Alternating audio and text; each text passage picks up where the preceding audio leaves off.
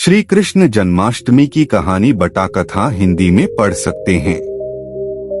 कैसे बाल कृष्ण के पृथ्वी पर जन्म लिया और दुनिया में असुरों का नाश किया, साथ ही अपने लीलाओं से लोगों का मन मोह लिया। कृष्ण के की नाम से पुकारा जाता है, जैसे बाल गोपाल, मुरलीधर, गोविंद, कान्हा, नंदलाल, नंद किशोर आदि। कृष्ण जन्माष्टमी राजा कंस के युग से संबंधित है। लंबे समय पहले कंस मथुरा का राजा था। वह बहन देवकी के एक चचेरे भाई थे। वह अपनी बहन को गहरे दिल से प्यार करता था और कभी भी उसे उदास नहीं होने देता था।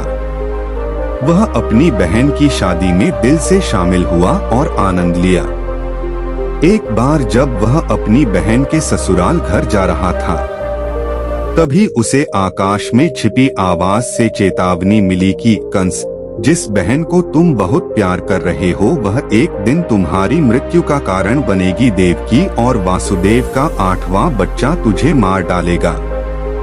जैसे ही उसे चेतावनी मिली, उसने अपने सैनिकों को अपनी बहन देवकी और उसके पति वासुदेव को कारागार में रखने के लिए आदेश दिया। उसने मथुरा के सभी लोगों के साथ क्रूरता से बर्ताव करना शुरू कर दिया। उसने घोषणा की कि मैं अपनी बहन के सभी बच्चों को अपने हत्यारे को रास्ते से निकालने के लिए मार दूंगा। उसकी बहन ने अपने पहले बच्चे को जन्म दिया, फिर दूसरा, तीसरा और फिर 7वां, जो कि कंस के द्वारा एक एक करके मारे गए। बाद में देवकी अपने 8वें बच्चे के साथ गर्भवती हुई, अर्थात कृष्ण जी, जो कि भगवान विष्णु का अवतार थे। भगवान कृष्ण ने द्वापर युग में मध्य रात्रि में श्रावण के महीने में अष्टमी 8वें दिन को जन्म लिया। उस दिन से लोगों ने उसी दिन कृष्ण जन्माष्टमी या कृष्णाष्टमी का त्योहार मनाना शुरू कर दिया।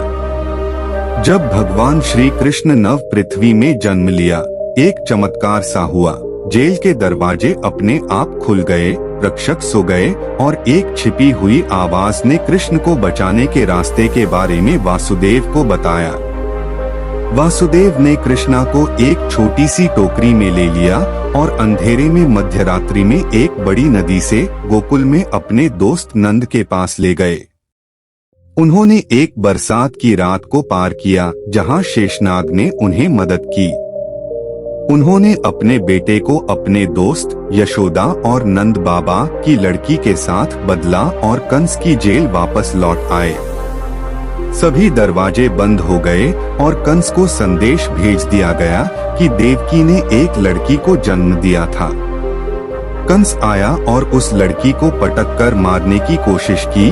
उसी समय वह लड़की कंस के हाथों से अदृश्य होकर आकाश में अपने असली रूप बिजली कन्या के रूप में प्रकट हुई और उसने चेतावनी दी और कहा, अरे मूर्ख कंस, तुम्हारा हत्यारा तो बहुत सुरक्षित जगह पर बढ़ रहा है और जब भी तुम्हारा समय पूरा हो जाएगा तब वो तुम्हारा वध कर देगा। हिंदू पौराणिक कथाओं के अनुसार भगवान कृष्ण भगवान विष्णु के 8वें अवतार थे। यशोदा और नंद के सुरक्षित हाथ में गोकुल में बाल कृष्ण धीरे धीरे बढ़ रहे थे। बाद में उन्होंने कंस की सभी क्रूरता को समाप्त कर दिया और कंस की जेल से अपने माता पिता को मुक्त कर दिया। कृष्ण की विभिन्न शरारती लीलाओं से गोकुलवासी बहुत खुश थे। गोकुल में रहने वाले लोग इस त्योहार को गोकुलाष्टमी के रूप में मनाते हैं।